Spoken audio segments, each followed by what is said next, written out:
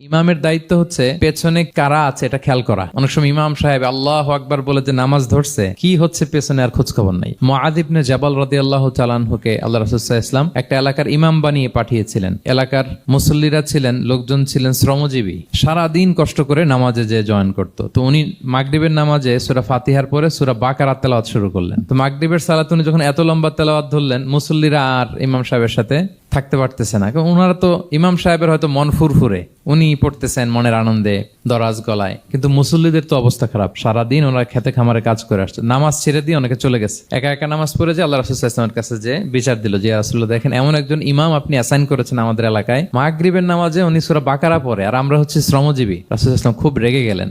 মুআয ইবনে জাবালকে ডেকে বললেন, তুমি কি সমাজে ফিতনা ছড়াচ্ছ? তুমি জানো না এরা কারা? তোমার কি সূরা ওয়াদ-দুহা ওয়াল-লাইলি ইযা সাজা মুখস্থ নাই? তোমার কি ওয়াশ-শামসি ওয়া-দুহাহা এটা মুখস্থ নাই? তোমার কি সাব্বিহিসমা রাব্বিকাল আ'লা এই সূরাগুলো তোমার জানা নাই? উনি বললেন জানা আছে। তো এগুলো রেখে দিয়ে মাগরিবের নামাজে কেন সূরা বাকারা ধরলা? আল্লাহর হাবিব সাল্লাল্লাহু আলাইহি ওয়াসাল্লাম কিন্তু এমন ইমাম ছিলেন না, উনি অত্যন্ত বিবেকবোধ সম্পন্ন একজন ইমাম ছিলেন। একবার পেছনে এক বাচ্চার কান্না শুনে উনি নামাজ ছোট করে দিয়েছেন। সবাই বললেন, ইয়া রাসূলুল্লাহ, এত ছোট নামাজ তো কখনো পড়তে দেখি না। তখন রাসূল সাল্লাল্লাহু আলাইহি ওয়াসাল্লাম বললেন, একটা ছোট বাচ্চার কান্নার আওয়াজ আমার কানে এসেছে, আমার মনে হচ্ছে বাচ্চাটাকে সামলাতে নারীদের কাতারে একটা মায়ের খুব কষ্ট হচ্ছে, এজন্য নামাজটা আমি খাটো করে দিয়েছি। দেখেন কি চিন্তা চেতনা, পিছনে কি হচ্ছে সব রাসূল সাল্লাল্লাহু আলাইহি ওয়াসাল্লাম এটা খেয়াল করতেন।